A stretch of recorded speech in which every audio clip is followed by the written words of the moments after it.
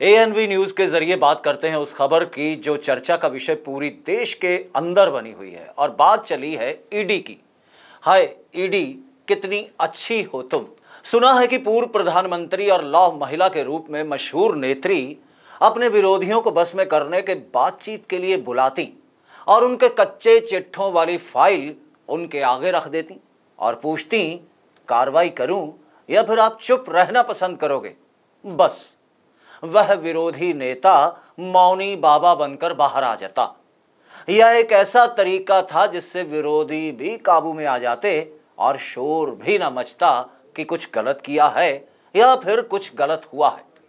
फिर प्रधानमंत्री की गद्दी पर आसीन होने वाले दूसरे प्रधानमंत्रियों ने भी सीबीआई को अपना बड़ा हथियार बनाया। बफोर्स कांड के लिए सीबीआई विदेश तक घूम गई और सीबीआई के उस समय के निदेशक न जाने कितने सूटकेसों में कितने सारे दस्तावेज लेकर ऐसे अवतरित हो जाते थे मानो एवरेस्ट विजय करके लौटे हों। लेकिन बफोर्स कांड से कुछ भी ना हुआ और सब कुछ गया खटाई में। लेकिन सीबीआई विपक्षी नेताओं की छवि धूमिल करने और उन्हें परेशान करने में सबसे आगे थी और इसीलिए विरोधी नेताओं ने इसे सरकार का पालतू तोता कह दिया। जिस तरफ भी चाहते उसी तरफ छोड़ दिया जाता और पर फड़फड़ाता हुआ यह सीबीआई तोता वहीं पहुंच जाता जहां सरकार चाहती। अब लगता है कि पिछले कुछ सालों से यह तोता बूढ़ा हो चला है और इसकी जगह अब नए तोते ने ले ली है और उसका नाम है ईडी यानी प्रवर्तन निदेशालय, जो इतने प्यारे ढंग से आता है जैसे शुगर की बीमारी में कहा जाता है साइलेंट किलर। यह ईडी भी साइलेंट किलर जैसी है।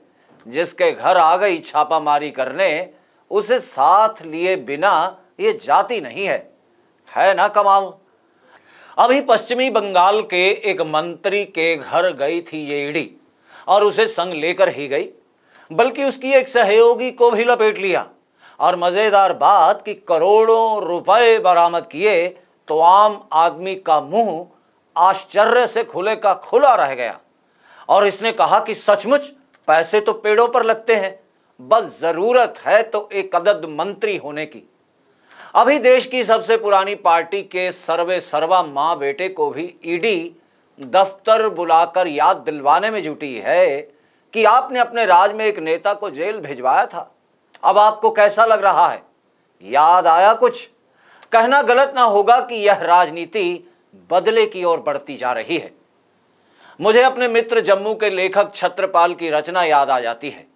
इसमें मंत्री महोदय अपने अकाउंट हैंडल करने वाले से पूछते हैं कि बताओ कितना काला धन इकट्ठा हो गया। जी इतना कि आपकी 7 पीढ़ियां आराम से बिना कुछ किए मजे में जिंदगी गुजार सकती हैं।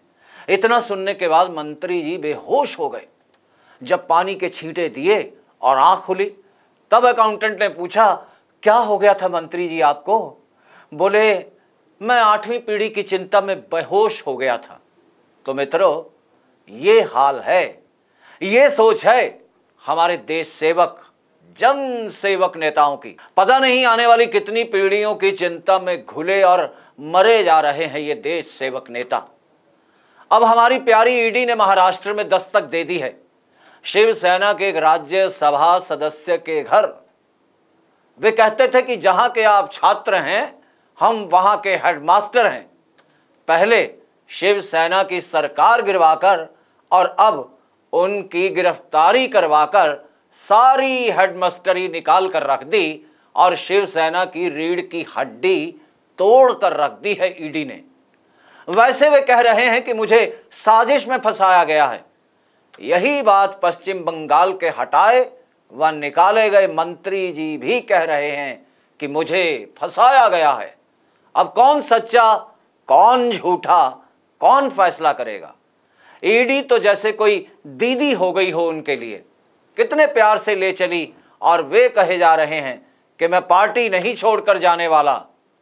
अरे भले मानुष, कितने तो आप अपने पाप धो चुके और कितने धो लोगे। तो भैया तुम काहे भय परेशान?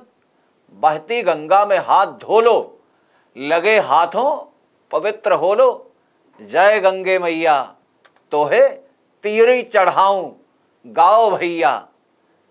यह ईडी कितनी नेताओं के पाप धो चुकी और कितने नेताओं के अभी पाप धुलवाएगी या धोएगी, ईडी की माया ईडी ही जाने।